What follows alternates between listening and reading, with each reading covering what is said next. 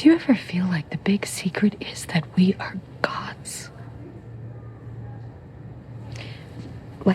A wise woman once wrote, "Few comments strike as much terror in the female heart or more rapidly raise a lover's tiff to the boiling point than the comment, 'You're getting more like your mother every day.' You may love your mother. You may even like her. Nevertheless, there resides within each daughter the need to be different, to improve on the old model, to be composite of all your own unique goodness, and take total credit for it. Woven into the mother-daughter tie is a built-in and unavoidable tension that goes with the territory of being someone's child. And so the suggestion that you are your mother's clone cuts to the very heart of independence. It suggests not only that you are still a child and incapable of standing on your own, but worse, you may be a composite only of her flaws, all of which you know intimately and in excruciating detail."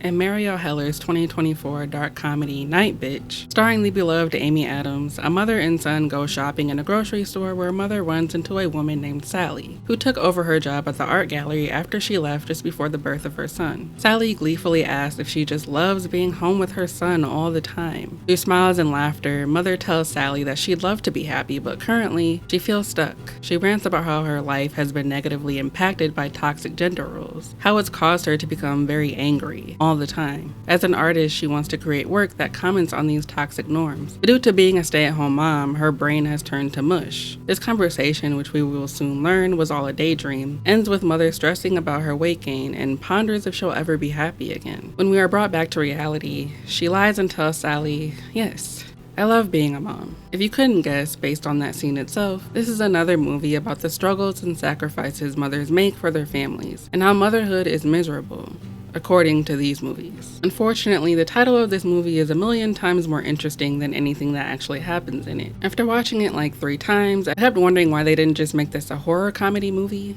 It's clearly meant to be some kind of body horror with Amy Adams' character slowly turning into a dog, and that being a metaphor for child rearing and motherhood or whatever. I mean, it is a slightly different twist on the typical being a mom is hard movie. The main 3 family members don't even have actual character names, just mother, son, and husband. The movie is filled with strange scenes that don't seem to take place in actual reality, that seem like delusions. From the beginning, we get the sense that mother is haggard, antisocial, and slowly losing touch with reality. She takes her son to the library for something called book babies, something she absolutely hates, especially when the other moms are there. Throughout the movie, we get these dreadful repetitive montages of mother and son, exhibiting their mundane, daily routine. One of them includes reading him to sleep in her bed because son is so attached to his mom that he refuses to sleep in his room. Mother blames herself for this and admits in her voiceover that if she'd gotten him into the habit of sleeping in his own room, she'd have a great sex life, a clean kitchen, and life would be wonderful. After discovering fur growing near the bottom of her back, husband returns from his work trip. As he tells her how much he'd rather be home with them, mother tells him about her heightened sense of smell and how much the cat's butt smells disgusting to her. She shows him her teeth that she says look sharper than usual, and so husband brushes it off and jokes that she always thinks something is wrong. As these changes progress, mother keeps saying how these heightened senses remind her of when she was pregnant. Mother complains to husband about how watching her son is like being on suicide watch. This is where the movie gets confusing, or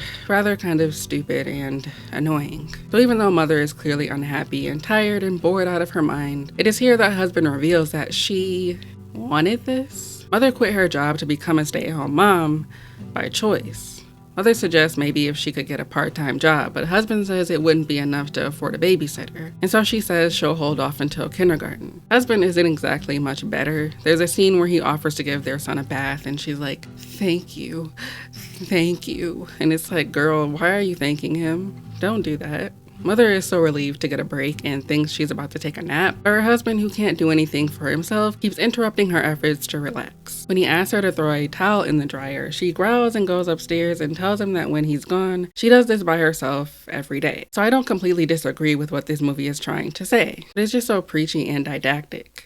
I'm not even mad at her for what she says to him here, or even her throwing the towel at him. Her husband does act incompetent and is so used to her doing certain tasks, like making the coffee or making sure they have milk. We see how this begins to frustrate mother, and as she slowly transitions into a dog, she starts acting more assertive, and she's snappier and a little meaner.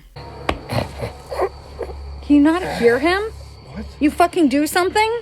If husband was, say, controlling or domineering or demanding that she be a housewife, I wouldn't have a problem with her reaction. The problem is I'm kind of on the husband's side. Yes, it is dumb for him to act so baffled that they're out of milk. Yes, he has some irritating moments that I feel perpetuate the idea that men are just really stupid when it comes to housework and children. But if she chose to quit her job to stay home with her son while he worked, and this was the deal they both made, I don't think he's totally wrong for expecting milk in the refrigerator. How we're out of milk? Because he drank it. Yeah, but did you know? Did I know? Did you know that we were out of milk? Because it's not like she was too tired to go, which would have been a fine excuse. She did go and bought a shit ton of meat instead. Do you understand how hard it is for my feminist heart to side with the husband in a movie that's supposed to have a mom empowerment message? Later on in the movie, she and the husband get into an argument that leads to them getting a legal separation. See, they have this innocent little furry cat that they secretly hate and want to die for some reason. I'm gonna throw you up on the roof and let you starve to death up there. Then we get a scene of Mother as a dog and the other pack of dogs eating the cat, and when she wakes up the next morning, she sees the dead cat on the front porch. When her husband gets home, he tells her he's upset that she didn't call him immediately about the cat, and Mother is like, I've gotten used to doing things by myself. She reminds him of a conversation they had earlier at the museum where she sadly confessed that she didn't think she was an artist anymore, but that maybe it's better if she just stays home with their son. So, this is the second time she has suggested that she be a stay-at-home mother. If that's what you want. Yeah. She's angry, though, that he supported this decision she wanted to make. But husband is like, you wanted this, though. And she's like, no, I agreed to it. Like, what? What does that even mean? Husband tells her this feels like a trap. My mother says she's the one who's trapped. He tells her it's unfair for her to expect him to read his mind, and that if she says she's fine, he's going to think she's fine. And he begins to lose me when he drops the classic, what happened to the girl I married line, and begins listing off all of these qualities he says she lost after they got married. Mother tells him that girl died in childhood and storms out of the room. A big theme in Night Bitch is not only motherhood, but girlhood and rape. In the beginning, in a passage I presume is from the book this movie is based on, Mother tells us that women learn to hide their rage at a young age, and that they never just let that fire burn. Mother also feels she has lost herself since becoming a mother. She, along with the other book baby moms, talk about what they call the before times. Before, Mother was fun and plucky and weird. The movie spends a lot of time telling us how unrewarding and awful and taxing motherhood is, on the body and on the self. But it's also simultaneously telling us that moms are gods. You fucking create life. We make life. We are so powerful. I bet men are terrified of it. Mother describes giving birth as violent, and that babies commit violence against the thing that created it. While attending Book Babies, Mother meets a mysterious librarian named Norma, who gives her a book called The Field Guide to Magical Women. In it contains stories about women who turned into animals. Most of their stories are about how moms sacrifice much of their lives for others and don't live for themselves until later in life when their kids have grown. Again, the movie is very didactic and preachy. I don't disagree with what it's trying to say, I just don't like the execution.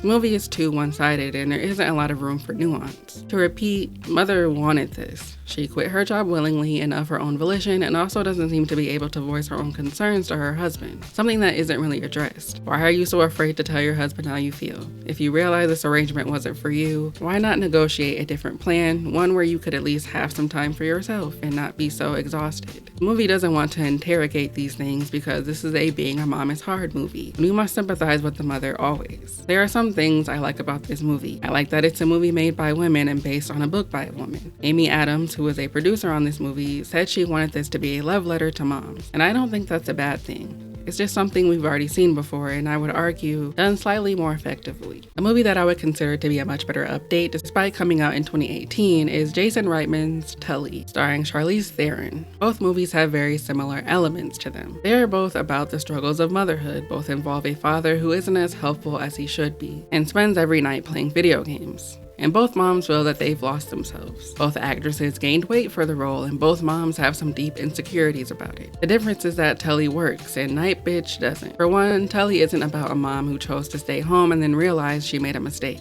It's about a mom of two with a third on the way, who has a job but even with the husband's income, still struggle financially. Their son Jonah, who appears to be neurodivergent and has sensitivities to loud noises, keeps getting in trouble at school, and he is kicked out because the school doesn't have anyone qualified to deal with a neurodivergent child. They suggest she get a one-on-one aide, but Marlo, the mom, laughs at this suggestion because she obviously can't afford it. We learn later that the son had a therapist, but they couldn't keep them due to expenses. This isn't just a movie about how moms are gods. is. It's a movie about class as well as motherhood and how being poor makes being a parent that much more difficult. And I'm not trying to imply that having one child can't be difficult and tiring. It certainly can. I think having any number of children is an onerous task, but the more difficult, I would argue. And having a kid who is neurodivergent and not being able to afford the right resources that could help him makes things so much harder for everybody, especially the neurodivergent child in question. These are things we don't really talk about a lot in our society. How mental health treatment can be a luxury when it shouldn't be, and how having a child with a mental disability, especially when, as we learn, the doctors still couldn't figure out why he behaves the way he does, can test a parent's patience in a way that they might not have been prepared for.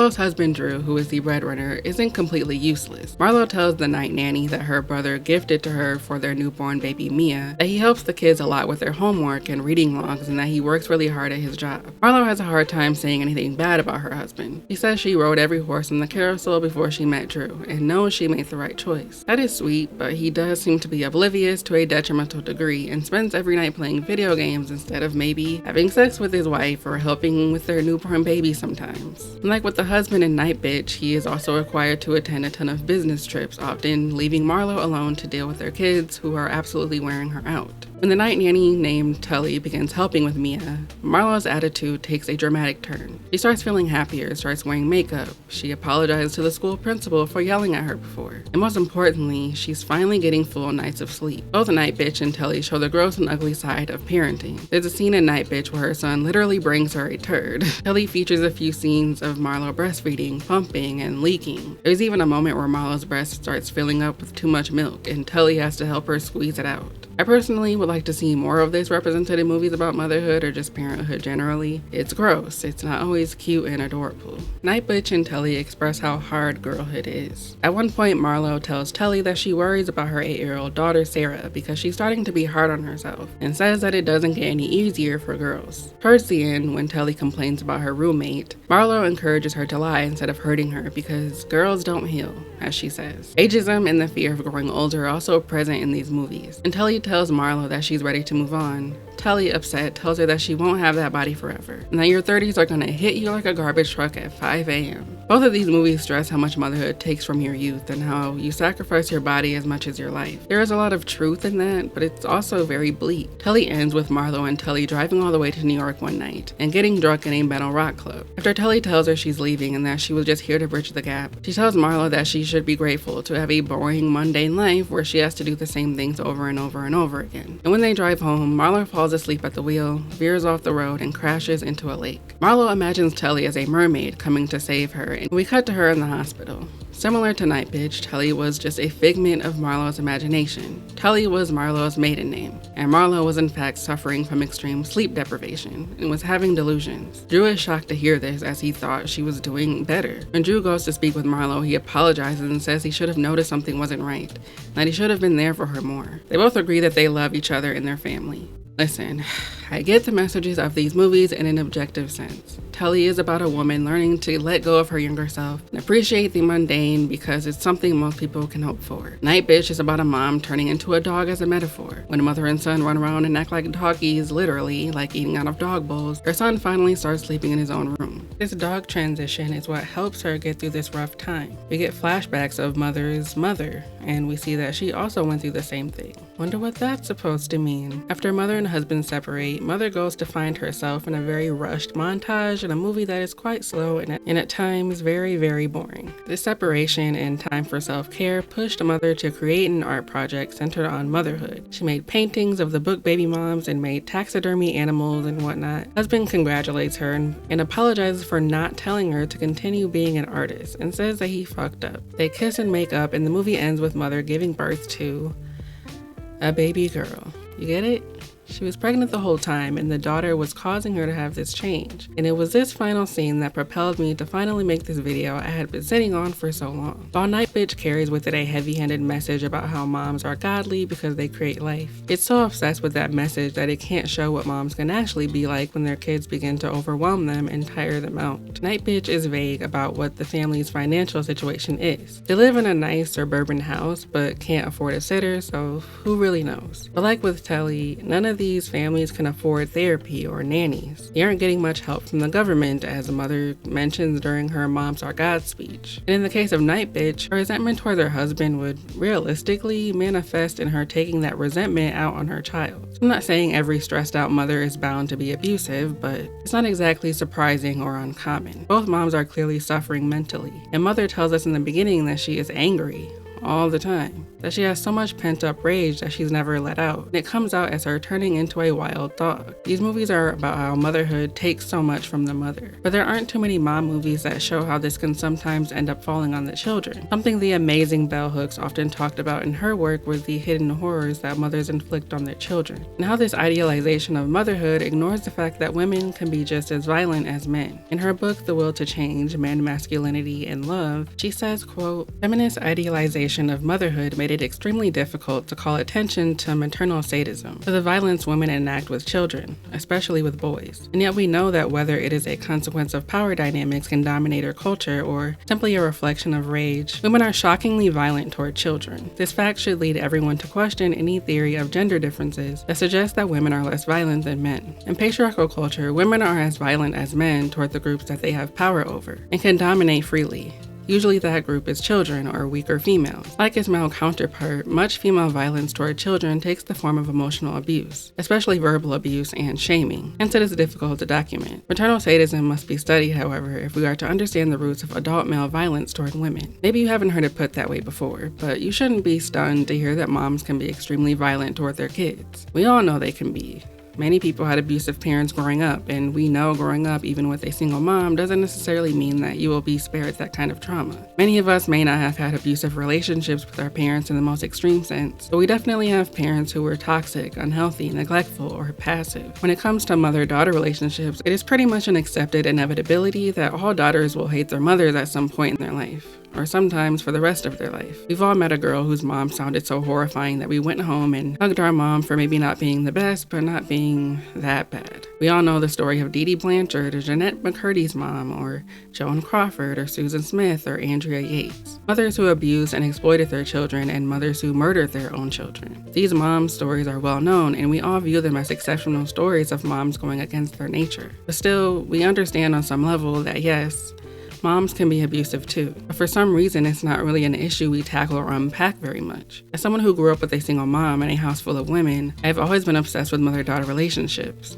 I never understood why this was such a normalized thing, hating your mother and fearing becoming like her. Everyone I've met who has told me about their mom has told me something awful their mom said to them or did to them. Women have told me stories of their moms being straight up abusive towards them as children, but almost every one of them made sure to tell me that they loved their mom, and sometimes add how much their mom did for them and how much she sacrificed. Girls I knew from high school would say how wild it is that daughters talk back to their moms, the person who birthed them. I've met older women who have lost their mothers and have said that they hate people who talk shit about their moms because when they're gone, they'll miss them. I've grown up watching a lot of movies and TV shows that depict mother-daughter relationships, and the message always being about how daughters never appreciate their moms. It's a law of nature. No girl can appreciate her own mother. Whenever I hear a mom in a TV show or a movie say that, I just hear my mom. I can't tell you how many times I got the "you kids don't appreciate shit" speech. Or anytime we got into an argument, she needed to remind me for the 50th time that she spent 6 weeks in the hospital with me when I was born because I was a preemie. All my life I've heard nothing but messages telling me how terrible it is to disrespect the woman who brought you into the world. I've had coworkers who were moms and would talk about how much their kids ruined their bodies. This was something my mom often said to me and my sister, how we took all the good parts of her and left her fat and unattractive,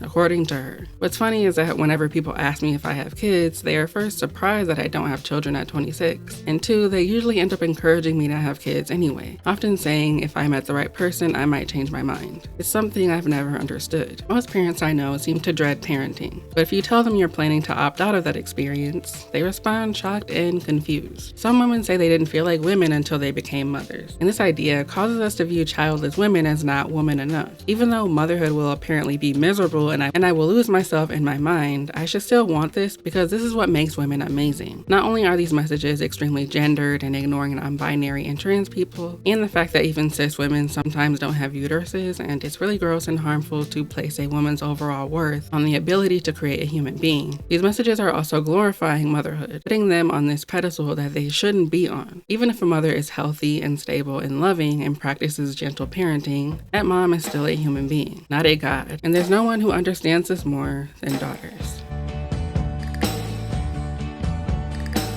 The first movies that inspired this video was Greta Gerwig's 2017 debut film, Lady Bird. Actually, the opening scene is really what pushed me to unpack mother-daughter dynamics and the way people tend to side with mothers in stories where the mom actually kind of sucks. After watching this movie for the first time and also watching other video essays talking about this movie, I wasn't shocked to see that people viewed Christine, aka Lady Bird, as the central problem in this relationship. Because Lady Bird is a teenage girl. And if there's one group of people we as a society despise, it's teenage girls.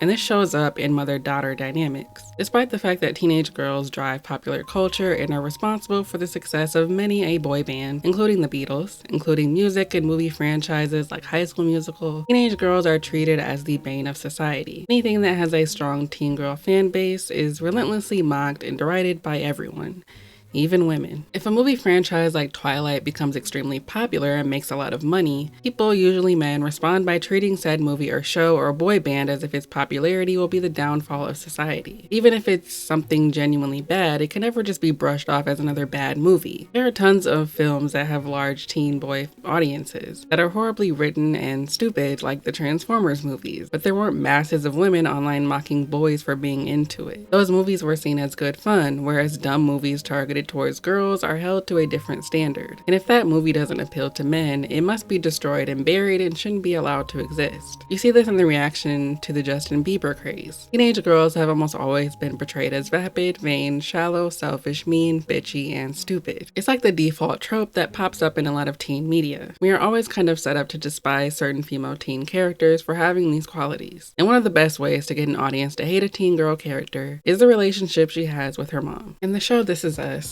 we follow the Pearson family. Rebecca and Jack Pearson gave birth to triplets, and when the third baby was stillborn, they decided to adopt a newborn who was dropped off at a fire station. Of the three triplets is Kate Pearson. Kate is fat and extremely insecure about her weight, and in the first episode, she tells her brother that she's going to lose the damn weight. She ends up meeting a man named Toby, who is also fat, and only agrees to lose weight so that he can be with her. I can't fall for a fat person right now. I guess I'll lose the weight then. Throughout the first season, we learn that Kate and her mom, Rebecca, have a strained relationship and that her issues with weight are a huge source of it. Due to this strain, Kate was always more of a daddy's girl, and his death is something she's never gotten over. Rebecca certainly was not an abusive mother. She was loving and supportive and caring, but flawed as all parents are. But if a mom in a show or movie seems really nice and isn't displaying violent or toxic behaviors, people tend to put them on an even higher pedestal. Nice mom, bitchy daughter is the typical dynamic with mothers and daughters in media. In season 1, episode 6 of This Is Us, Career Days, Kate gets a job as a personal assistant for this lady named Marin, who has a teenage daughter named Gemma. Gemma is our archetypal bitchy teenage girl. She literally never smiles, her eyes are glued to her phone, she's rude, and hates her skinny mom, something Kate recognizes instantly. And Kate realizes the reason Marin hired her was so she could get through to Gemma. Kate has a heart-to-heart with her. Kate tells her that she resented her mom for her thinness and beauty, and how that resentment is why the two hardly talk today. So she encourages Gemma to give her mom a break, otherwise she will regret it. Another frustrating parent-child story trope that I cannot stand is this trope of the child being held responsible for the state of their relationship with their parent. Jesse, you're not gonna be happy until you do everything you can to make things right with your father. You've got to reach out to him. Gemma is just a teenager, and while she is incredibly rude and that's not okay, why assume she is fully to blame for this? And why is it her job to fix it? This Is Us is a very interesting and well-written show with great performances and whatnot, but the writing of Kate's character is partially why I couldn't keep watching this show. For one, it was clear that none of the writers were fat and were not well-versed on anti-fat bias at all, because it's something they never mention or tackle as an issue. They for some reason think it's fine and not totally disrespectful for a thin woman to come to a support group for fat people and act like she understands their struggles because she feels fat. She never let us eat pizza. And so now, every time I see a pizza, I mean, I have to eat the entire thing. I'm sorry. I was picturing the stapler. And they also don't seem to understand where most fat people's insecurities stem from: their family and their parents. When we get flashbacks of the big three as kids, we get small moments of Rebecca telling Kate to eat her fruit or worrying about her eating. Kate sees that her mom and her are different sizes, and of course, she grows jealous of her mother, because not only is her mom and her grandma making a big fuss about it, and not only is she also experiencing bullying, her mom doesn't seem to have offered any counter narrative to make her feel better about her body. Part of that could be Rebecca's fat phobia, or the fact that maybe she hasn't even worked through her body image issues. I think fans of the show view their problems as just a result of Kate being jealous. Many fat kids were and are put on diets at a young age, and most of them end up developing deep insecurities around their bodies and eating disorders when they get older. This is what happened with Kate.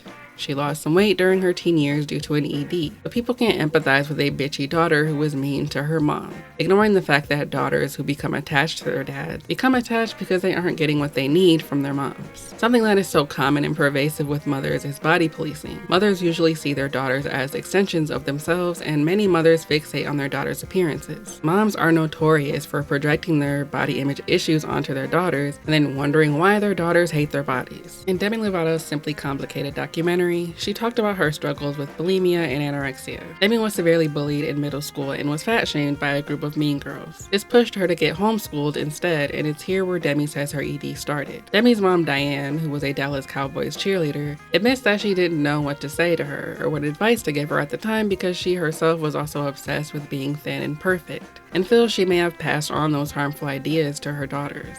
I may have passed that along to my kids, that wanting everything to be perfect and need to be thin and beautiful to be successful. May have is doing a lot of work there. Obviously, it isn't fair to blame mothers solely for their daughters' body image issues. It's never fair to blame parents 100% for all of their problems. But it's not helpful to anyone to ignore this issue. I always get worried when a woman I know who I know hates their body tells me they want to have a daughter one day, because I do think that is something you need to really work on if that's something you really want. A lot of people think that, well, it's my body, and how I feel about my body is how I feel about it. I wouldn't make my daughter feel that way. And yeah, you think you wouldn't, but kids are sponges. They notice the way you talk about your body, they hear the things you say, they hear the way you talk about other people's bodies. In season 1 of This Is Us, after a terrifying flight experience, Kate decides she's going to get weight loss surgery. When Rebecca finds out, she's surprised and saddened, and asks if this choice has something to do with her. Rebecca seems so oblivious to her daughter's struggles with body image and her past struggles with an ED.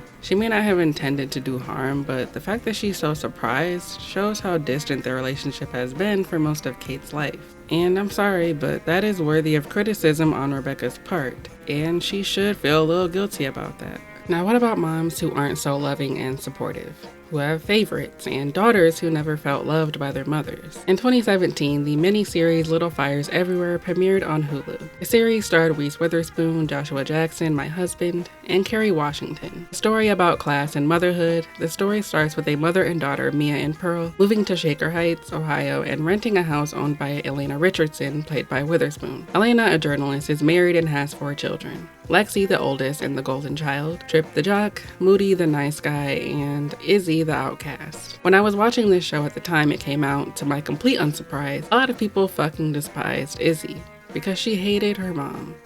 How dare she? As if she didn't have good reason. Elena is a bitch, and she's mean and isn't too secretive on who her favorites are. Izzy's reaction was somehow unjustified to some. People felt she was being an ungrateful little shit because she hates how rich her family is and is a progressive rebel and social justice warrior. Oh, and because she insists on being called Izzy instead of Isabella, something she hates. See, the Richardsons are rich and live in a mansion. Both parents bring in a lot of money, and Elena is very well known around town and has a lot of connections.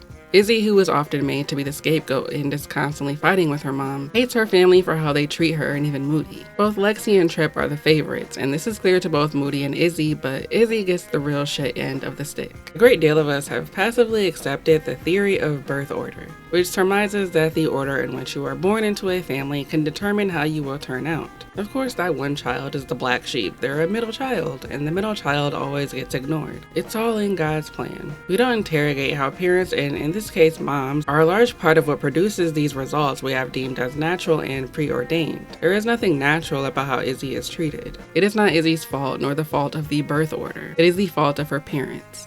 Bill, their father, is extremely passive, whereas Elena is aggressive and dominant. This is something that isn't uncommon with mothers who tend to take control of the parenting. They usually find male partners who are passive and will do anything to maintain peace, even if that means sitting idly by as the relationship between Izzy and Elena gets worse and worse. In her 1990 book, When You and Your Mother Can't Be Friends, Resolving the Most Complicated Relationship of Your Life by Victoria Secunda, I don't know, she talks about the role passive fathers play in strained mother-daughter relationships. She says, quote, "These fathers tended to duck any unpleasantness between mother and daughter. By keeping a low profile within the family, they maintained a status quo that, although often punctuated by heated exchanges or chilly silence, was nevertheless manageable in its predictability. Fathers often were quiet centers of their daughter's storms, and by putting themselves in the eye, that is, by not intervening on the daughter's behalf or by clandestinely siding with her, stoked the emotional turmoil that surrounded them.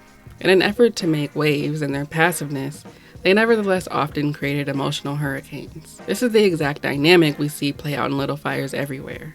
Every time Elena and Izzy get into a screaming match, he just stands there and says nothing. He never comes to his daughter's defense, never comes to talk to her afterward, never talks to his wife about Izzy or what to do about her. No one gives a shit about this poor girl, and they're also confused as to why she keeps acting out. Izzy isn't a girly girl. She's secretly queer and she wants to be her own person, and that is just not acceptable to Elena. Hence why she favors Izzy's older sister Lexi, who wants to be exactly like her. She gets all A's, she's getting into Yale, and best of all, she loves her mom, admires her, and always takes her side. Lexi represents what Victoria Secunda calls the angel. The angel is the best little girl of all. Partly, this is a learned response to being a woman in training. Much of the world has always preferred its females to be submissive, to be all-forgiving peacekeepers, to be their mother's loyal ally and mirror image. And partly it is the angel's natural temperament to be so very good. Generally, she is an unusually empathetic sort, and realizes that something is missing in her relationship with her mother. The angel will fix it by being ideal. Being ideal is what garners such praise and adulation from Elena. Something Izzy can see with her own eyes and knows that it's something she'll never get from her mom. Elena, like a lot of rich, affluent families, is obsessed with appearances and hates how much Izzy wants to deviate from what is accepted in their house. She is constantly talking down to her, making her feel unwanted, and at one point tells Izzy that it's hard being her mom. Sometimes it's really challenging. What? It's hard to be your mom. Elena is so frustrated that her daughter doesn't want to be like her, that she wants to be her own person.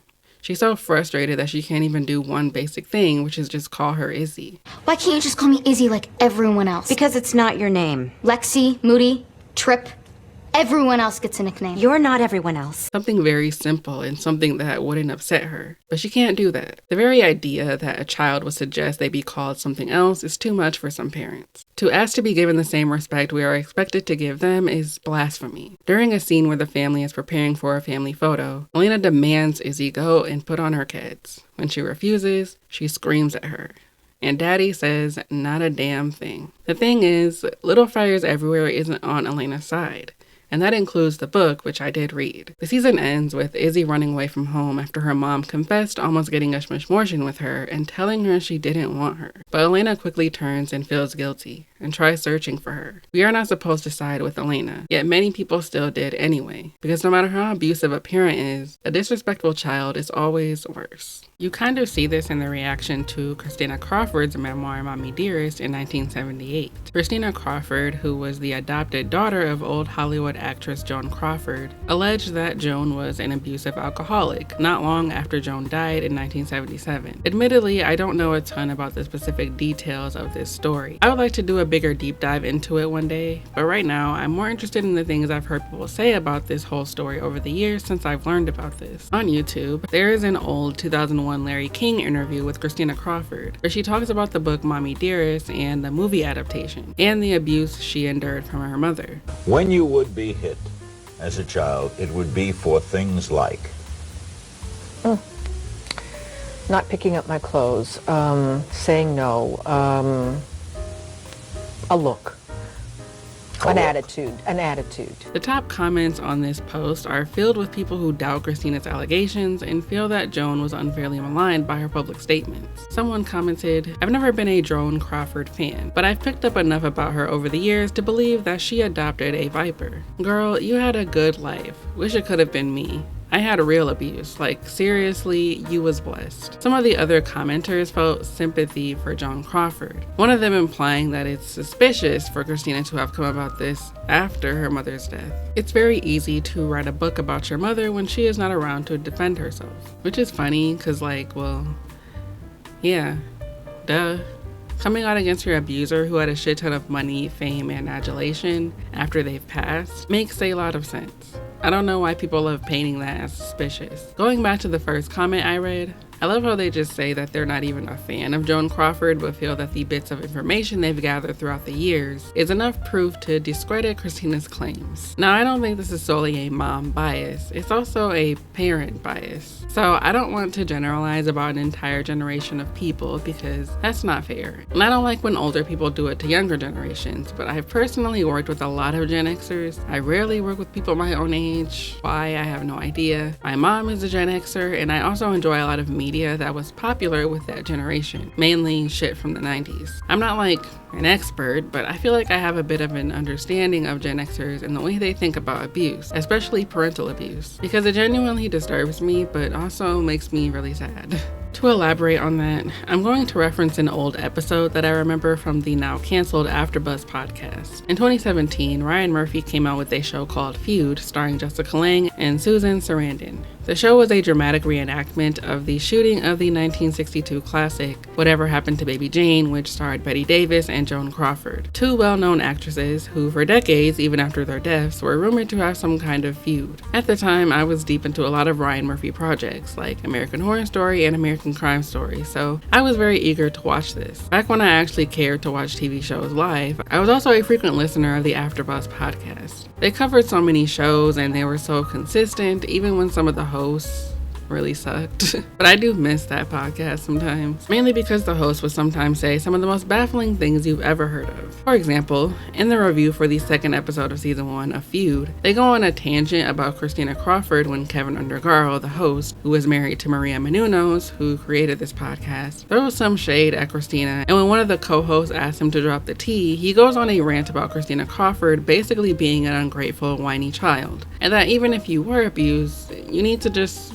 be strong and move forward and not blame your parents for your problems. Her kind of and I think the daughter I don't know. I'll get a lot Is of her crap daughter still alive? I think the daughter, I'm sure she is. And she's married to the man. I thought that I just called a living person a horrible thing. Oops. And I don't know. What's that, Kevin? I think What's that tea, Kevin? Wait, Kevin's trying to spill some tea, guys. Unless she's being hit with coat hangers, I feel like the daughter. I got hit with belts. I got hit with wooden spoons. Well, I'm referencing Mommy Dearest in an abusive, what seemed like it was an abusive relationship. But, no one's the perfect parent. But you coming up in a really good, you're in a pretty privileged environment, and just hearing Betty's interviews, like, she just seemed like she was really a smart woman. Smart. She was tough, but she was smart. I don't know if. It just didn't feel like all of that was deserved. I felt like it was a bratty kid. It's kind of shocking that Maria didn't just immediately try to pivot the conversation because he just keeps going. Something to think about. Okay, you said, Beatty was probably spoiled. She was probably ungrateful. Right. You're looking at the outside of it. Everyone thought Martha Stewart was the shit and the bomb and the nicest mom, the greatest thing. So that your mom, Maria, tells me the stories all the time. I She's know. playing with goats in the village, and the next day they're having their Easter dinner. But that was just they're eating necessity. There was nothing. Okay, but people survive it. Again, I listen.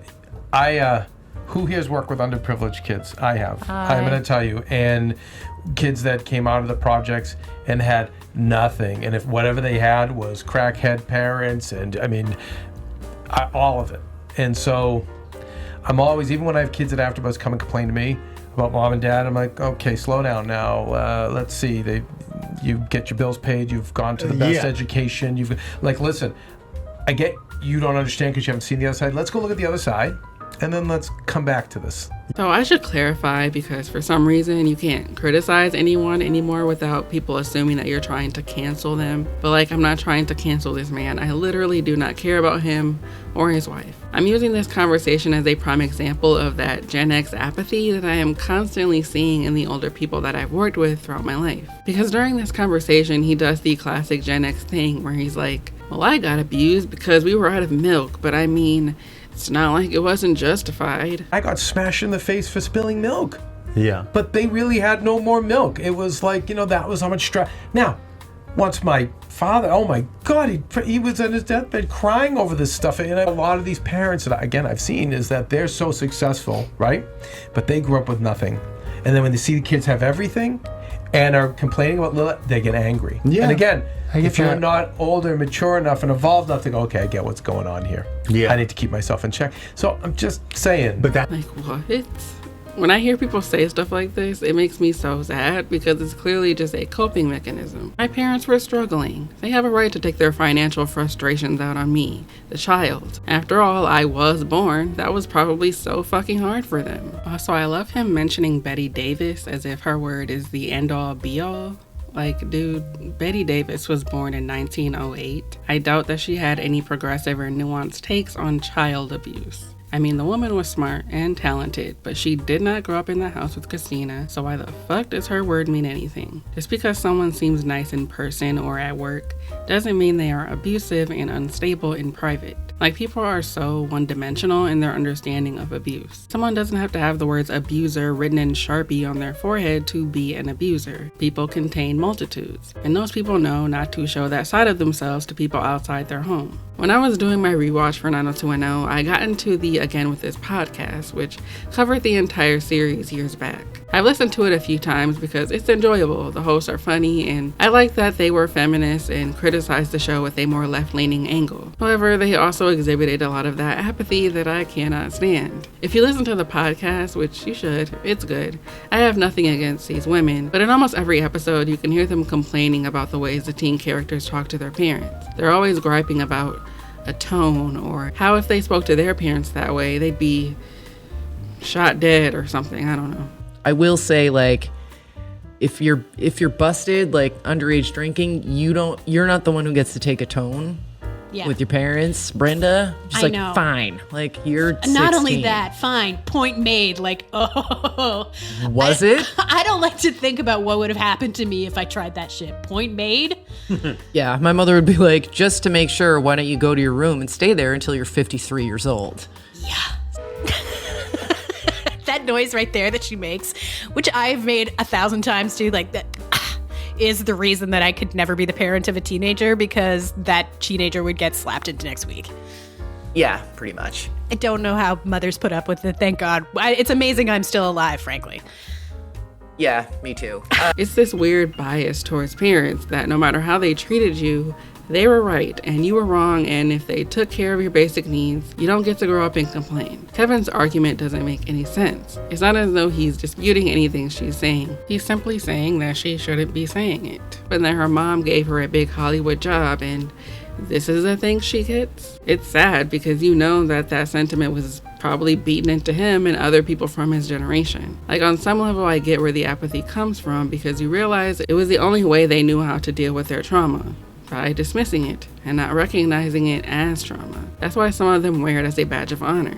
To them, it's better than to be a victim. A father's role, or sometimes absent role in a toxic family where mom and daughter are always at each other's throats, is what propels people to try and dismiss or minimize the seriousness of motherly abuse. After all, moms are blamed for everything under the fucking sun. They receive more criticism for their parenting in ways fathers aren't. And there are things that we expect from mothers that we don't expect from fathers. And if it hasn't been said before, being a mom is hard. Having a baby is hard. Pregnancy is hard. A huge part of why I absolutely hate pro-lifers, aka forced birth activists, is because they try to dilute how serious and traumatic pregnancy and childbirth can be. They act like it's so easy for someone to just give up a baby for adoption instead of aborting it like an evil person. Ignoring the fact that getting an abortion is not just about not having a baby, it's also about not being pregnant. But because having a baby is our natural biological function, it isn't seen as a big deal. It's treated like a menstrual cycle. It's just something that happens if you have a uterus. Except,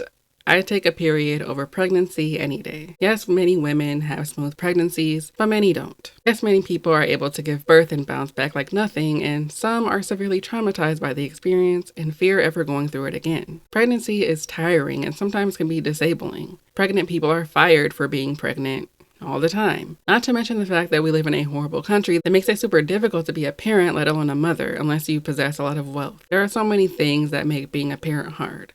And I don't want to discount that. But just because it's hard doesn't mean mothers should be let off the hook for their toxic tendencies, especially when it comes to how they treat their daughters. The bad mommy taboo appears in many forms, including the view that any criticism of mothers amounts to so much mommy bashing. Such a position equates saying that one's mother was unpleasable with a campaign to keep women down. The real fault, so the argument goes, rests in not holding fathers, whose parental role is minimal compared to the mothers, equally responsible for how their kids turn out. It is true that many mothers reared in the 1920s and 1930s were incalculably frustrated at being the sole and unsung arbiters of their children's souls and bowels, while fathers got the cultural power and glory. But that ineffable division of gender-based labor and social worth doesn't make it right that certain of those mothers, not all of them, overreacted to that inequity by wielding inappropriate power over powerless children. As Bell Hooks told us in the quote I read earlier, shame is a common tactic moms use towards their children. And nothing feels more shameful than feeling like your mother isn't proud of you because you won't conform to how they want you to be or even look. This happens with fat daughters of mothers who may also be fat and instill a body complex in them, thinking it'll be good for them. This happens with daughters who want to be tomboys or play sports. Speaking of, she needs to stop running around like a little boy. Oh, she's all right. How is she all right looking the way she does? Camille. In Gina Prince Blythewood's Love and Basketball, two childhood sweethearts, Monica and Quincy, who love basketball, grow through hardships and heartbreak while both pursuing their dreams to become professional basketball players. Monica is very headstrong. She's confident and ambitious. But her mom wishes she wouldn't walk around looking like a boy all the time. I don't know why I keep hoping you'll grow out of this tomboy thing. I won't. I'm a lesbian.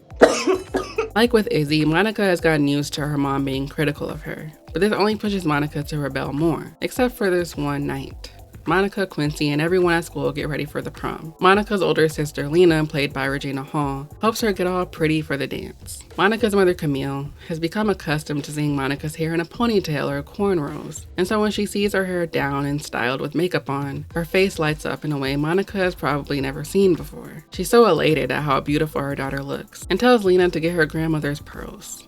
Later on in the movie, when Monica and Camille have a heart-to-heart in the kitchen, Camille tells Monica that that day was the happiest day of her life. The happiest day of her life is seeing her daughter look how she's always wanted her to look. I hate to reference The Help, but there's a scene where Viola Davis tells Skeeter that it's a lonely road if they mama don't think their child is pretty. And sadly, that is true for a lot of moms. For a lot of moms, having a beautiful and feminine daughter is seen as an accomplishment. Even if that daughter does nothing else in her life, at least she can say that her daughter is beautiful. What's sad about Monica and Camille is that why couldn't she be beautiful with just a ponytail in her head? Why does she have to put on a dress and let her hair down for you to recognize how beautiful she is? You know what day I remember? In high school, your spring dance. And I told you you were beautiful because you were. A very similar scene takes place in Little Fires Everywhere. Izzy gets ready to go to a school dance and puts on a dress, curls her hair, and puts on makeup for the first time. And like Camille, Elena is stunned and is so happy and proud she's almost on the brink of tears. Mothers will value a daughter's beauty above any other quality. If a girl doesn't like how she looks, that's a tragedy. A tragedy that a lot of moms fear, probably because they also felt that at their age, and hoped they'd raise their daughters in a way where they wouldn't develop such thoughts. But a lot of these moms ignore their role in how their kids feel about themselves. I have a problem with mothers. I'm aware of that. Something we also never want to examine, though, is moms who see their daughters as competition. Moms who envy their daughters. Moms who love their daughters but don't like them. Moms who never wanted a girl in the first place. The internalized misogyny that a lot of women have, and women who become mothers of daughters have, is so under-discussed that we spent a whole year talking about boy moms, as if girl moms weren't also extremely toxic, or how a daughter's relationship with her mom can shape so much of her life in ways we usually like to place solely on the presence or absence of a father. Every daughter kinda hates their mom. In Clarkeisha Kent's memoir, Fat Off, Fat On, A Big Bitch Manifesto, she gives us a backstory on her no-good, terrible family that she no longer speaks with. In the chapter aptly titled My Shitty Family, Kent expresses frustration over the judgmental reactions she usually gets from people when she tells them that she cut off her family. Some asking why in what she calls an annoyed tone, or some hoping that she and her family will eventually work it out. All of these are vexatious in their own way, but they are also very telling of the fact that even today, people still cling to the idea that growing up with a warm and loving family is the norm, rather than an experience that is actually not all that common. In my experience, they couldn't bear to consider the fact that some childhood experiences are so ungodly that one would never ever want to lay eyes on that randomized group of Sims one refers to as family ever again. In brutal honesty and hilarity, Clarkeisha explains her experience growing up with narcissistic abusive parents who would frequently get into violent screaming matches. The toxicity between the parents then trickled down to her and her siblings. Learning that her father may have sexually assaulted her older sister, she begins to understand why her mother acted toward her the way she did. Clarkeisha was fat, which meant she would endure intense fat shaming and body policing from not just her parents but from her sister as well. Clarkeisha's mother, who she says at times pretended to be the more lenient parent, began slut shaming them and dressing them in specific ways as to not tempt their father. This was something Clarkeisha says she didn't realize until one day, when she was 14, now going through puberty. She asked her father for permission to go to her friend's house when her mom tells her no for a ridiculous and nonsensical reason. When he says yes, her mother becomes enraged and comes at her with a knife and asks her if she was sleeping with him. But I know where her demented suspicion was coming from. Besides the obvious, my father never took my side in anything, never felt the parental urge to defend me from anything. He delighted in any and all calamity that I happened to experience day in and day out. But that's not what happened here. My mother noticed right away. To this day, I think my father only agreed to let me go to provoke this reaction in my mom, or just to sow the seeds of chaos in general. Even if my mom never said this shit, but she did say this shit, and it was vile. Such a vile thing, and such a vile thing to have heard and witnessed in real time. The insinuation that my father was only taking my side in these arguments because we probably had some sort of sexual relationship was so sick to me. So disgusting, and even more disgusting to know that it came out of my mother's mouth. In her mind, you guessed it, Kalindi would always be a reminder of what happened. And as for me, who had not experienced such violence from my father that I know of, my mom would always side-eye me, thinking about if that had happened, or if it was still going to happen. If some mini temptress like Kalindi or I were going to steal the spotlight from her, and steal the attention away from her sicko husband. This disturbing and heartbreaking story is sadly not a rarity. Parents who have experienced abuse or neglect from their parents either take the road of vehemently going against how they were raised, or their unresolved feelings of resentment and anger work as the foundation for the cycle of abuse to continue. Women who had difficult relationships with their moms sometimes fear having a daughter because they don't want a repeat of the past. Throughout Victoria Secunda's book, she talks about the ways some mothers see their daughters as competition, and how that can result in disgusting stories like the one Clarkeisha shared in her book. Something that will be explored in more detail on this channel is the concept of internalized oppression. You've probably heard someone say that they have some kind of internalized bigotry. In my experience, this is usually coming from people who don't seem to understand what internalized oppression actually means. And misconstruing this concept as something that affects all of us is harmful because not only does it ignore how internalized oppression shows up, it also causes us to not understand the complexities of oppression and how it works. In a nutshell, internalized oppression is, as Professor Laura M. Padilla puts it, those at the receiving end of prejudice can experience physical and psychological harm, and over time they internalize and act on negative perceptions about themselves and other members of their own group. So if you are a white person, for example, you cannot internalize racism because you do not experience racism. Internalized oppression is specifically about how the oppressed internalize their own racism and bigotry and direct it at other members of their own communities. Anytime someone asserts that we all have internalized racism or misogyny, it genuinely irritates me because that is completely and utterly not what internalized oppression means. In her 1996 book, In the Time of the Right by Suzanne Farr, she says, quote, "Internalized oppression is more than low self-esteem, which implies an individualized mental health issue calling for an individualized therapeutic solution. Whereas low self-esteem can be caused by injurious individual treatment, internalized oppression originates from pervasive negative cultural messages and mistreatment toward a person because of who she or he is as part of a group, within the larger context of society. The elimination of internalized oppression calls for group action on behalf of oneself and one's people." Another example of internalized oppression are pygmies. On the bleaker end, internalized misogyny can manifest in the form of women voting against their own interests, or being rape apologists, or perpetuating rape culture.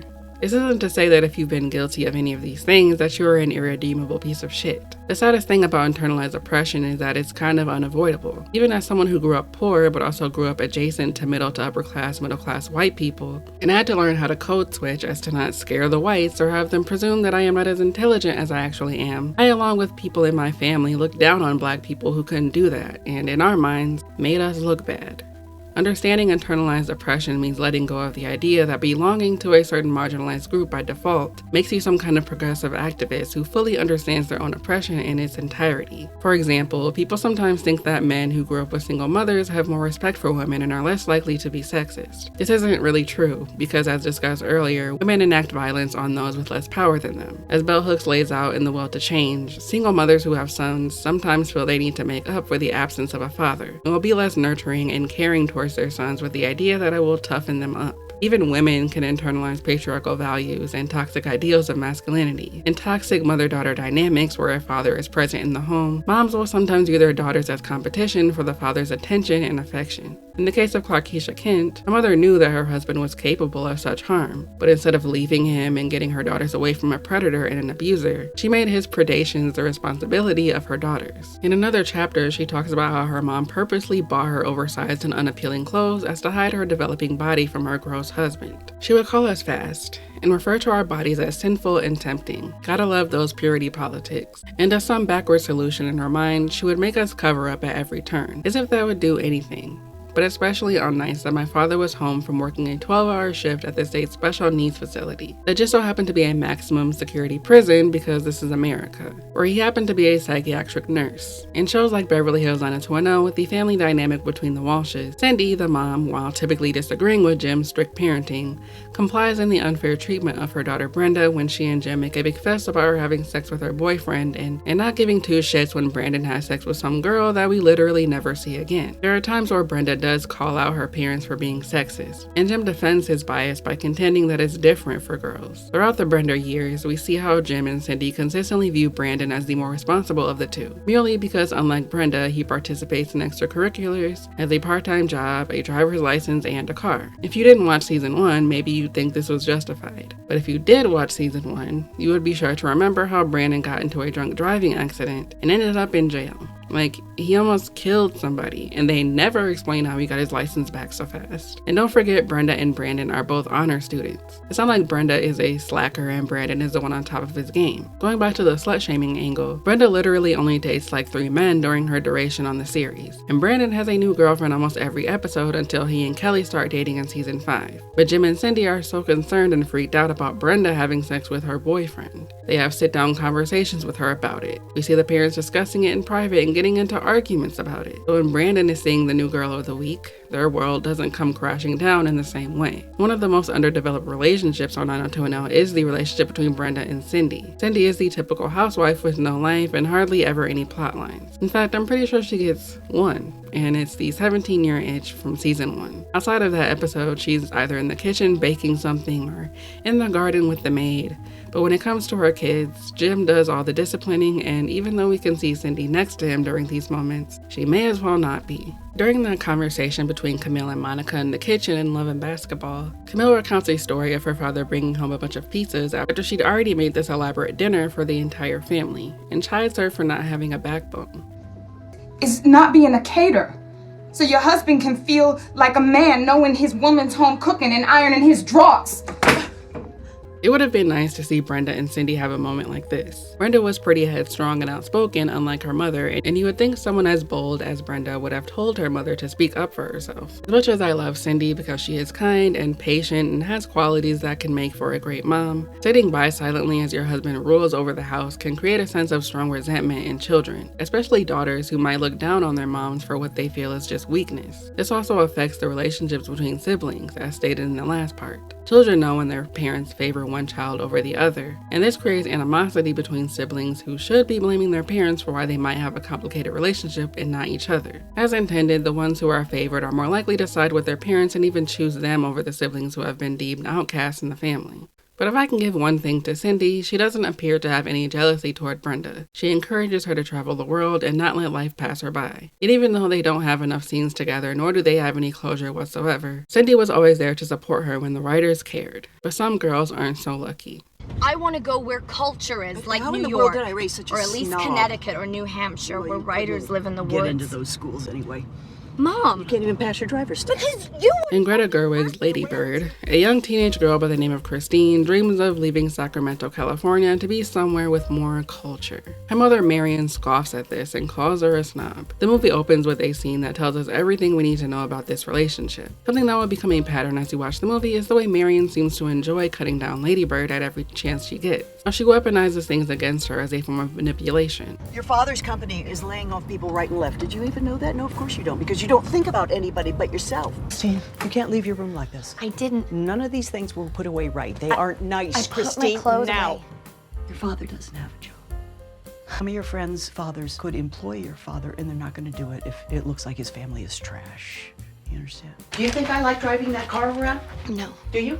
No. Do you think I like working double shifts at the psych hospital? No. Your dad knows why you ask him to drop you off a block away from school every day? Dad, I didn't mean to. You made him feel horrible. Horrible. I'm sorry. Do you know that? But Marion acts as though she is the victim in this relationship. She treats Lady Bird as though she is a tiring nuisance who needs to just sit down, shut up, and be grateful. All Lady Bird wants is to get away and go to college on the East Coast. And her mom gleefully laughs at the idea that she could get into an out-of-state college and even tells her that she's not even worth out-of-state tuition. People who defend Marion point to Lady Bird's classism and racism as reasons why she's not worth defending, and why she is deserving of the treatment by her mother. Lady Bird, like most teenagers who grew up poor, is embarrassed to be seen in her parents' car, and so she asks her dad to drop her off in a more secluded location. When Marion finds out, she scolds her for this, and then goes out of her way to shame her for making her father feel horrible.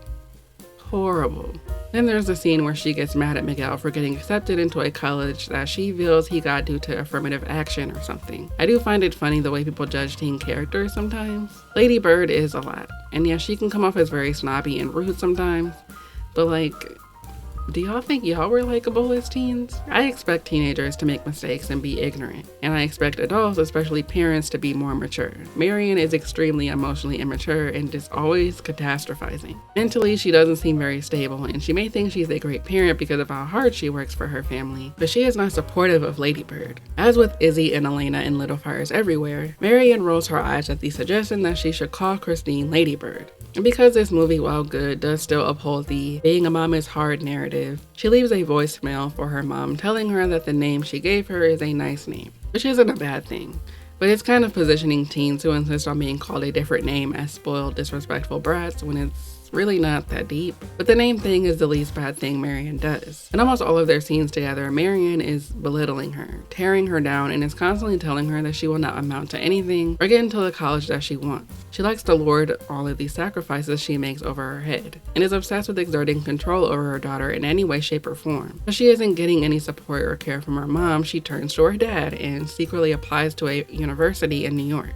Instead of congratulating her like a normal parent when she ends up being accepted, her mom is so upset that they went behind her back that she completely shuts out Lady Bird. It ignores her as she begs her to talk to her and tells her how grateful she is for her. I know, I'm so bad. I know I am. But please just talk to me, Mom. Mom, please talk to me. This scene is so infuriating every time I watch it. How did some people leave the theater on the mom side? Marion is not a good mom, and I say that with full confidence. Just because Lady Bird is annoying doesn't make her mom better by comparison. If a father spoke this way to his teen daughter in a movie, we would all instantly recognize that as abusive. To be fair, it is understandable, not defensible, but understandable why Marion is like this. She's constantly making comments to Lady Bird about her rich friends and how her rich friends can afford this and that and how they can't. She clearly has her own shame as a parent for not being able to give her kids the life she envisioned, and she's taking that shame out on Lady Bird. The fact that she's so hurt and betrayed because Lady Bird did something that she thought she could never do, and feels embarrassed that she was proved wrong, that she's going to shut out her own daughter and hold on to that grudge so hard that she refuses to see her daughter off to college. Yeah, but I'm going to college. Well, Dad will walk you to security. Parking's too expensive here.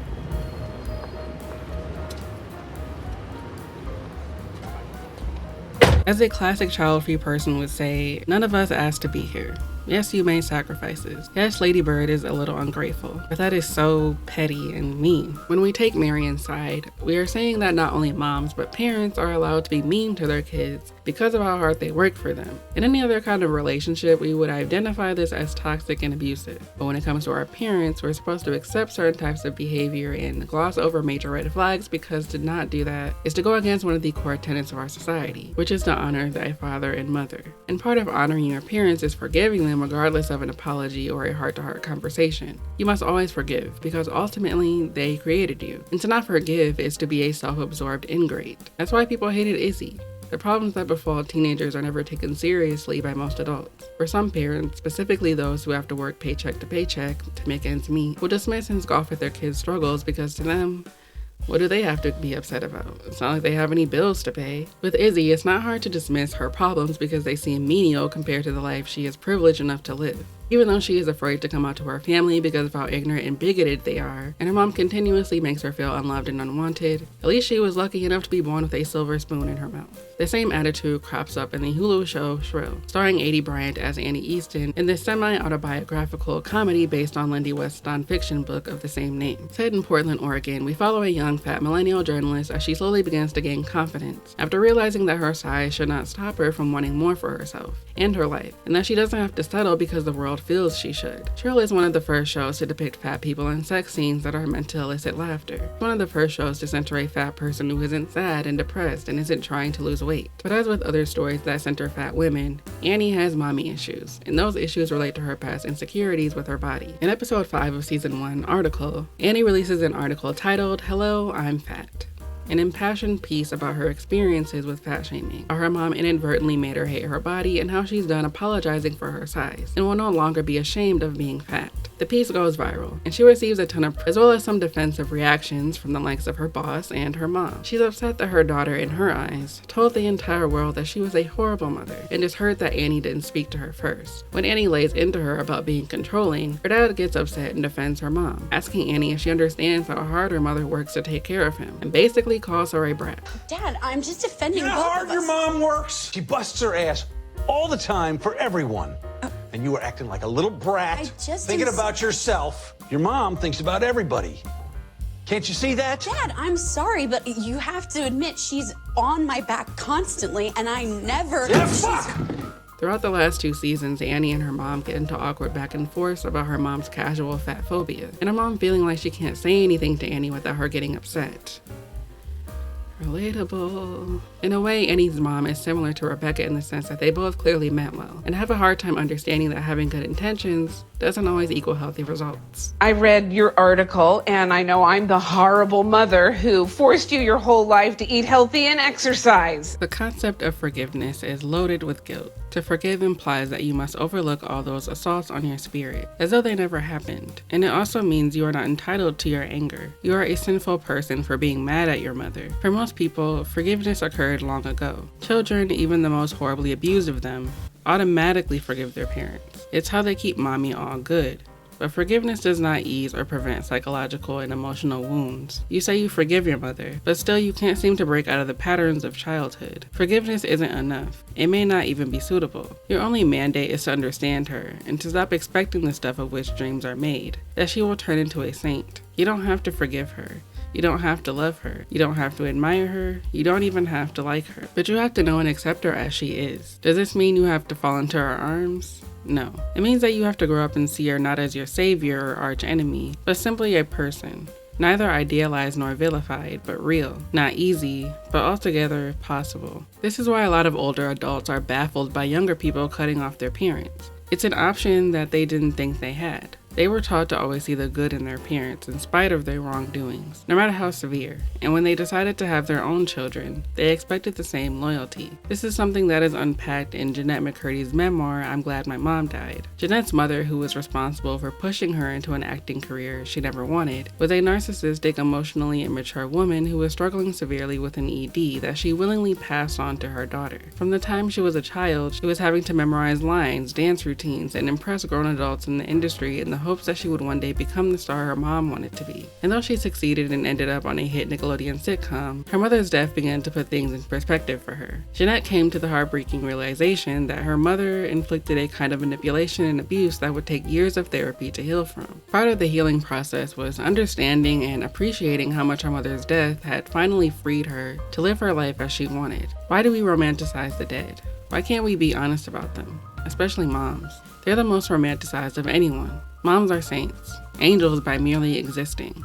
No one could possibly understand what it's like to be a mom. Men will never understand. Women without children will never understand. No one but moms know the hardship of motherhood. And we non-moms must heap nothing but praise upon moms because we lowly, pitiful non-moms are mere peasants compared to the goddesses we call mothers. Maybe I feel this way now because I viewed my mom that way for so long. I had her up on a pedestal, and I know how detrimental that pedestal was to my well-being in life. That pedestal kept me stuck, emotionally stunted, living in fear, dependent, in a near constant state of emotional pain, and without the tools to even identify that pain, let alone deal with it. My mom didn't deserve her pedestal. She was a narcissist. She refused to admit she had any problems, despite how destructive those problems were to our entire family. My mom emotionally, mentally, and physically abused me in ways that will forever impact me. When I was 6 years old, she pushed me into a career I didn't want. I'm grateful for the financial stability that career has provided me, but not much else. I was not equipped to handle the entertainment industry and all of its competitiveness, rejection, stakes, harsh realities, fame. I needed that time, those years, to develop as a child, to form my identity, to grow. I can never get those years back. Night bitch. I am night bitch. Oh, that's why they call it that. The reason Night Bitch doesn't work for me is the same reason the Barbie movie didn't really work for me. Its apparent feminist message is not only a little behind the times, but it's frustratingly basic in its execution. The hard thing about a lot of feminist satire nowadays is that it is often created by very privileged white people, and with these films, white women who sometimes have a very surface level understanding of feminism, and at times end up sending these messages that reinforce harmful ideas about gender roles. The Stepford Wives, the 70s version, the good one, is still, in my opinion, one of the best feminist satires to ever exist. And what it was trying to get across still holds up and applies to a lot of the issues we are dealing with today. Night Bitch has small parts of it that seem to want to touch on something, but aren't actually delved into that much. The reason it's hard for me to fully empathize with Mother is because I don't understand why she couldn't just talk to her husband. The movie doesn't depict the husband as completely checked out. He actually seems more checked in than the husband from Tully. Something Bell Hooks notes in her book, The Will to Change, is the fact that people sometimes overlook the fact that fathers who are the primary breadwinners might also have related feelings of unhappiness and irritability and might want to spend more time with their families and less time at work. Something husband tells Mother in the kitchen early on. We don't know how Mother got pregnant or if it was planned or not. All we know for the most part is that being a mom seems to have ruined her life.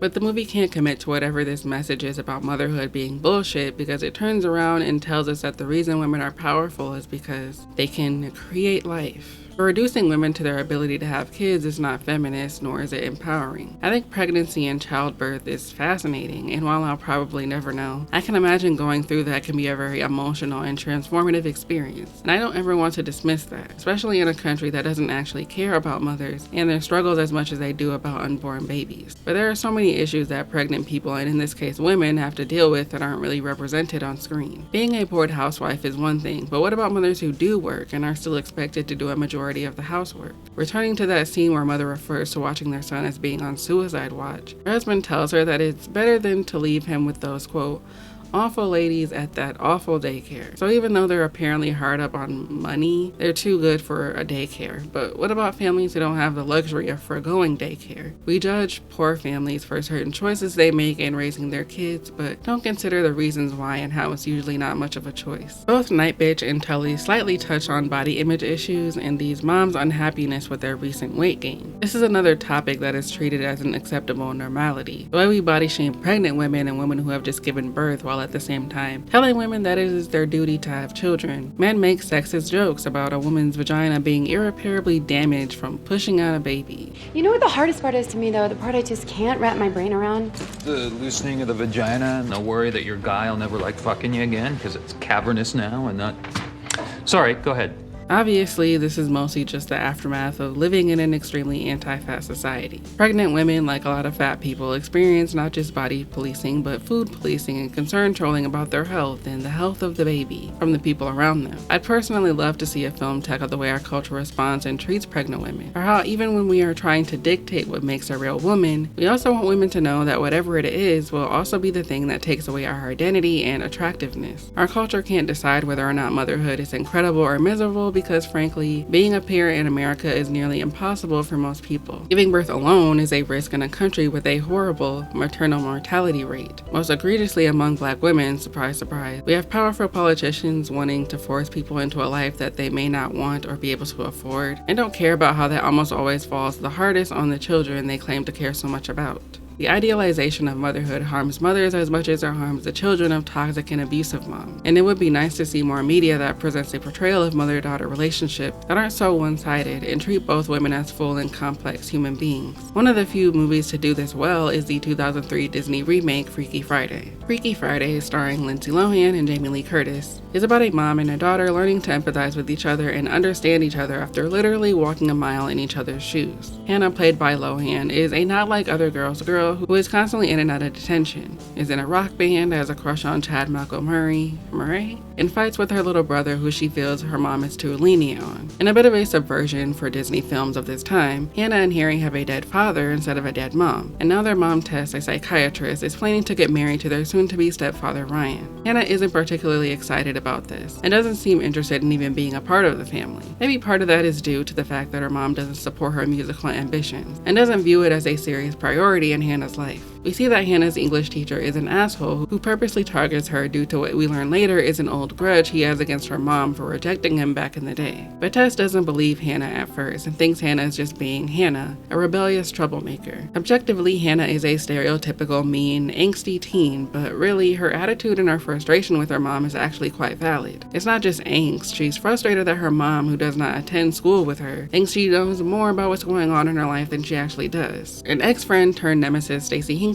and her followers bully Hannah on a regular basis. But when Hannah tries to explain this to her mom, she brushes it off because she mistakenly believes that Stacey is a really sweet person. It isn't until they switch places that Tess gets to see where her daughter deals with at school. One of the main conflicts in the movie is Hannah and her band's audition at a big venue conflicting with the time of the rehearsal dinner. Tess, as Hannah, tells her friends that this rehearsal dinner is extremely important, and her friends remind her of when she disclosed how her mom hasn't paid any attention to her since dating Ryan. And this news is shocking to Tess, who clearly had no idea. The girls learn that they both have to decenter themselves and their needs when trying to understand each other. In the final act, Hannah goes to perform at the audition with real Hannah playing backstage. She sees how talented her daughter really is and finally decides to take it seriously. One of the best scenes in the movie is when Hannah as Tess gives a moving speech about their father's death and how Ryan entering her life made her happy again. She says she now understands how Anna feels but wants her mom to know that Ryan is a great guy and that she's happy making room for him in their little family unit. That for someone as special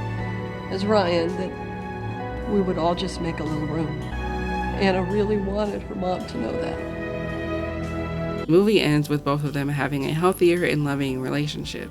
The reason that speech is so moving is because Tess realizes that even though she and Hannah weren't getting along before this, Hannah still noticed how happy Ryan made her. Because Tess has come to expect the worst of Hannah, this comes as a pleasant surprise, and she sees that her daughter isn't as mean or apathetic as she once thought. Another movie that shows a more nuanced depiction of mother-daughter dynamics is Miss Juneteenth. Like Tully, this movie touches on class issues, except this time in a single-parent household. Turquoise, the mom, was crowned in the Miss Juneteenth pageant when she was 15, the same age her daughter is now. That crown came with a scholarship that unfortunately went to waste when she got pregnant with her daughter Kai. So Turquoise pushes her daughter to try out for the pageant, despite the fact that she isn't as eager to do it as her mom is. Turquoise and Kai are very close, but Turquoise begins applying pressure on Kai to keep her grades up, as it is a huge part of being able to participate in the pageant. But that isn't their only issue. Turquoise also stresses about coming up with the money to pay for Kai's dress. Like with most single mothers, Turquoise has multiple jobs and even used to work as a stripper, something her extremely religious mother shames her for. She also shames her for working part-time at a bar and calls it devil's work. But Turquoise tells her she's doing the best she can. As they prepare for the pageant, Turquoise thinks back to when she won Miss Juneteenth, and clearly on some level wishes she'd made more of her scholarship. Her daughter is her way of righting that missed opportunity. That's why when Kai starts hanging around this boy, she tries to prevent her from seeing him as much. She's afraid her daughter might end up pregnant like she did. Later on in the film, the girls go to her mom's church, and her mom along with the church ladies begin pouring holy water on them while trying to cast out the demonic spirits within them. When they leave, her mother gets upset and states that she had nothing to do with how she turned out, and when Turquoise points to her drinking problem, she smacks her. At almost every turn, Turquoise is being reminded of the fact that she squandered her chances to get a degree, and people telling her that they wish they'd gotten to her sooner, and that she has no one to blame but herself. The thing is, this isn't just a movie about a stage mom forcing her daughter into doing something she doesn't want to do for narcissistic reasons.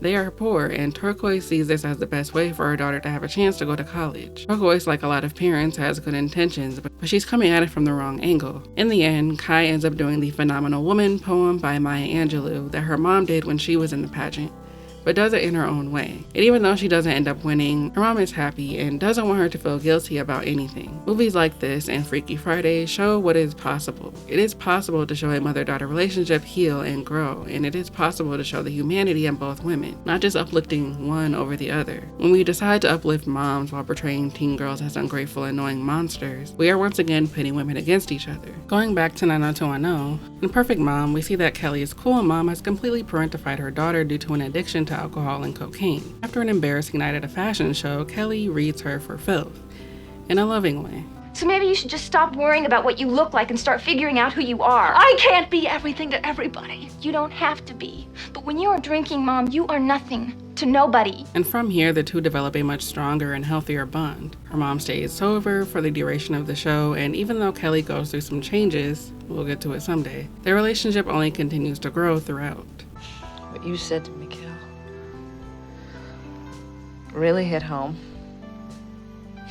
You never talked that way to me before.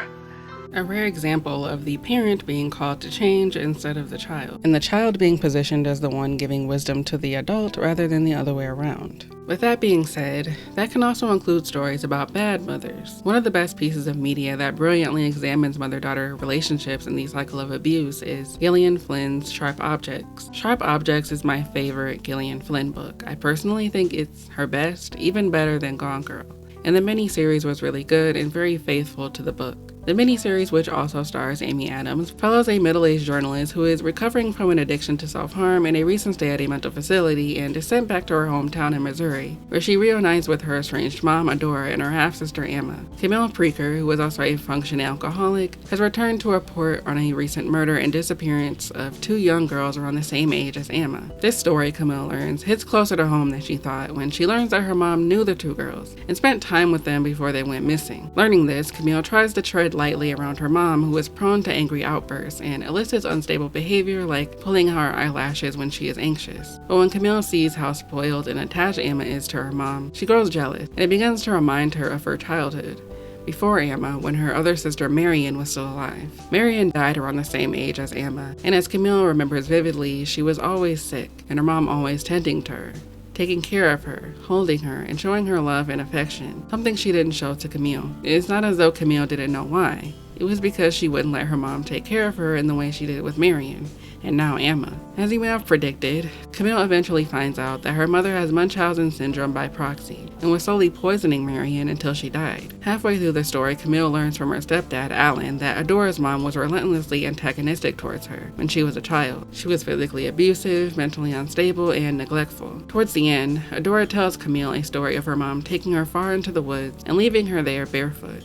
She drove me to the woods, walked me in deep, sat me down, and left me. We all have to have childhoods.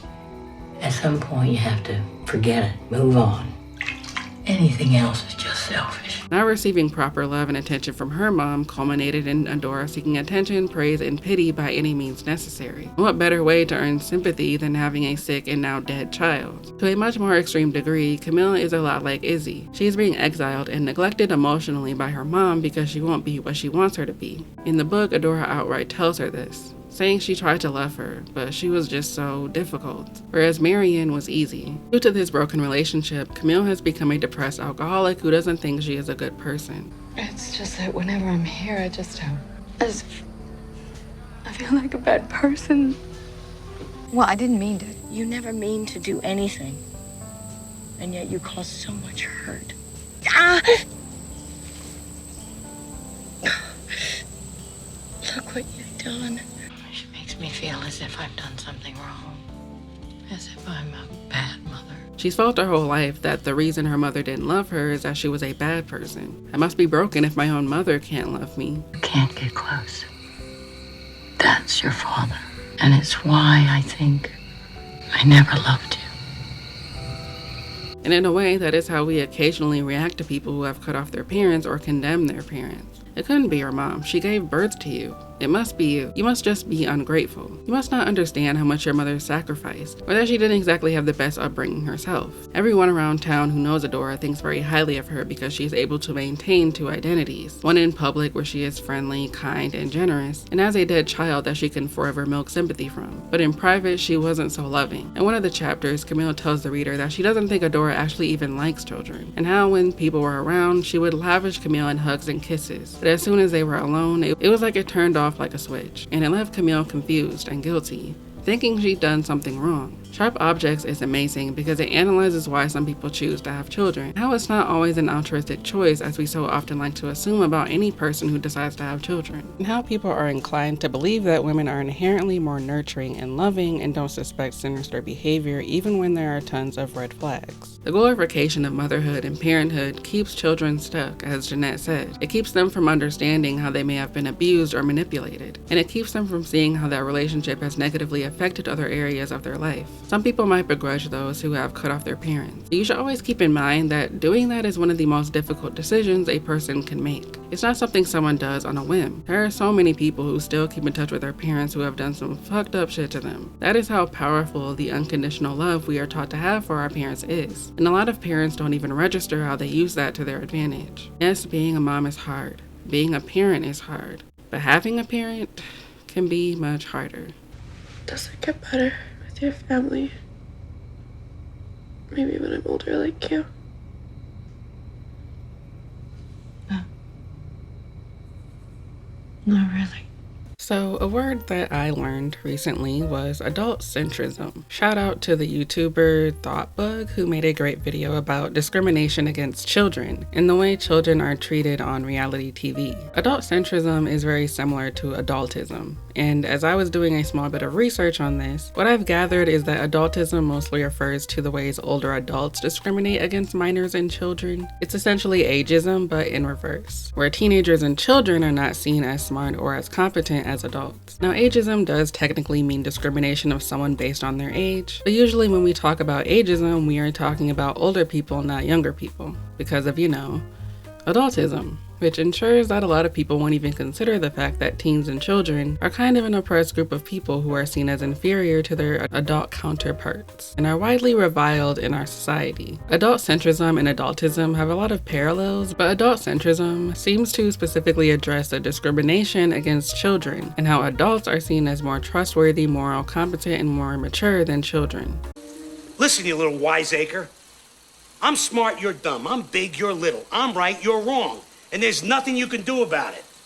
Adult-centric bias affects mainly adult-child relationships, which results unilateral and one-sided in a top-down direction. The adult teaches to the child's meanings, emotions, morals, values, and so forth. Children's views are rarely taken into account. They do not teach anything to adults, and they do not enrich adults' views. Their voices and perspectives are disqualified, ignored, or reinterpreted with adult lenses. I'm sure many of you have experienced having a discussion with your parents where you both end up expressing opposing views and your parent reacts irrationally. They are offended that you could have a different opinion than them because to them, they are the adult, and by default, know better. You are the child, and by default, you don't know better. So why should they listen to what you have to say about politics or even parenting or what have you? Way back when I was on Facebook, I remember seeing a post that said something like, "Black parents treat disagreement as disrespect." And that's always stuck with me because it is so true. And I'm sure it's true for non-Black parents as well, but as a Black person, it's something I see through and through with so many parents in my family and in my life in general. I love Black people, but we have a lot of problems in our community. We are not perfect. FD Signifier, the YouTuber, has a really great video about Black conservatism, and in one of them, he intelligently disabuses this idea that conservatives have about Black people and Black parents, that we aren't disciplined, and our lack of control or discipline is why we are more likely to be poor or arrested or brutalized by police. This is a very frustrating paradox because if you're Black in America and you're anything like me, it's a running joke how strict and disciplined your parents actually are. We are some of the most strictly disciplined people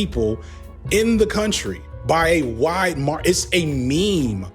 It is a literal meme of how strict Black parents are. Black parents have always been super strict on their children because they know it only takes one mistake for their children to end up dead or in jail. A lot of social, relational, and parental issues that plague the Black community come from the Black church. A large majority of Black people in America identify as Christian. According to the Pew Research Center, 2/3 of Black Americans are Christian, and while that number is shrinking with generations Y and Z, Black Christian beliefs are still deeply ingrained in the Black community. And these ingrained beliefs are very harmful to Black people really as a whole, but are particularly awful for Black women. This authoritative approach to parenting stems from that Christian influence. The "as long as you live under my roof, you obey my rules" parenting, or the "I brought you into this world and I can take you out" parenting. Yes, Black people are not a monolith, but a large percentage of us had parents who were at best emotionally immature and toxic, and at worst just straight up abusive, and that abuse being masked as strict parenting that is necessary to keep Black children in line. If you've experienced depression, such as I did as a teenager, you might have experienced a parent reacting with confusion. See, to my mom, she didn't understand how I could possibly be depressed since I hadn't experienced the kind of trauma and parental neglect that she experienced. One of the reasons for that, of course, is adultism. But another major component is the fact that the trauma I experienced had more to do with emotional abuse rather than physical abuse, which, as Bell Hooks noted earlier, is harder to document and isn't really taken very seriously, nor is treated with the same amount of empathy or even sympathy in our society. If someone has, say, experienced bullying, people are typically very dismissive towards them, especially those who were profoundly affected by it on a deep emotional level. The fuck the haters people who feel the only solution is just to be confident and ignore the negative comments. Harassment and bullying is just not something people understand nor view as a serious issue. People will downplay these things because it isn't something seemingly more severe like SA or physical abuse. This explains why many people don't recognize their childhood as having been abusive, because certain types of behavior is condoned and overlooked at home due to adultism and adultcentrism. If a parent spanks you for doing something bad or breaking something or talking back or possibly even being mean to other kids, you might grow up to think that spanking children is fine because, well, my parents did it, so it must totally not be abusive. After all, I turned out okay. Going back to my mom though, this is why she struggled to empathize with me when I was experiencing a very dire depressive episode. The feelings and experiences of the adults in our lives I seen as more significant. Who here has complained to their parents about them being unfair or a bully maybe, and your parent telling you that they had it worse, so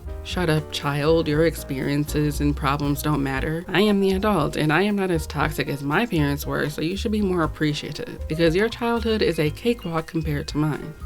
My mother was an abusive alcoholic.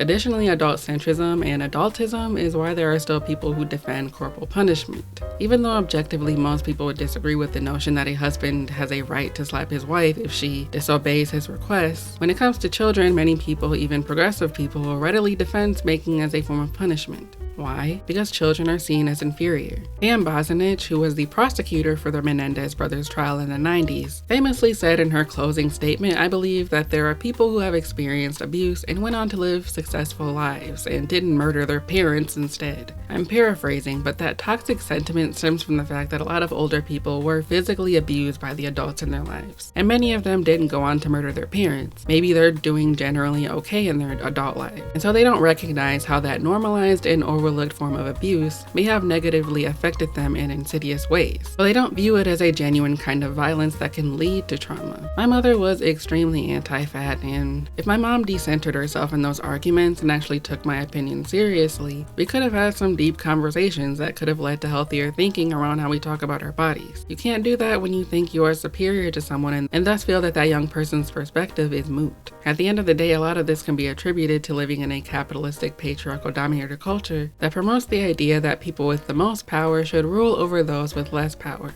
This even comes in the form of the way people, mainly on the right, use children as pawns in their bigoted and misinformed concerns around children supposedly being forced into being trans by doctors or some dumb shit. This has nothing to do with caring about children. It's just easy to use children whose voices we don't care to hear to further public perception and legislation that harms LGBTQ children. This may look like care, love, and protection for kids, but really it's those in power speaking for and over a powerless group of people. So even though most of this video was focused on toxic motherhood, much of what I talked about could pertain easily to parenting generally. It's something I have been thinking about for years, especially now that I've come across a lot of older Gen Z and millennials who have this weird hatred towards children, the fuck them kids crowd. I don't get it. It's weird to me. And that attitude is part of why this isn't a more mainstream conversation. I mean, Bell Hooks talked about this shit in 1999 with All About Love. And while there is much less favorability around corporal punishment nowadays, and the idolization of parents is starting to wane, children are still not treated with the same dignity and respect as adults. When leftists complain about transphobes on the right, they often reference the Simpsons meme of that lady being like, "Won't somebody please think of the children?" This is typically referenced as a way to rightfully mock these illogical people for their transphobia that they're trying to disguise as altruistic. And while I agree with the leftists, I would argue that we've really never thought of the children, not in a meaningful way. And maybe it's time we start. Until we begin to see loving parenting in all walks of life in our culture, many people will continue to believe we can only teach discipline through punishment, and that harsh punishment is an acceptable way to relate to children. Because children innately offer affection or respond to affectionate care by returning it, it is often assumed that they know how to love, and therefore do not need to learn the art of loving. While the will to love is present in very young children, they still need guidance in the ways of love. Grown-ups provide that guidance. Love is as love does, and it is our responsibility to give children love. When we love children, we acknowledge our every action that they are not property, that they have rights, that we respect and uphold their rights. Without justice, there can be no love. And goodbye to... Fuck! Fuck, fuck, fuck! I'm the worst mother in the world.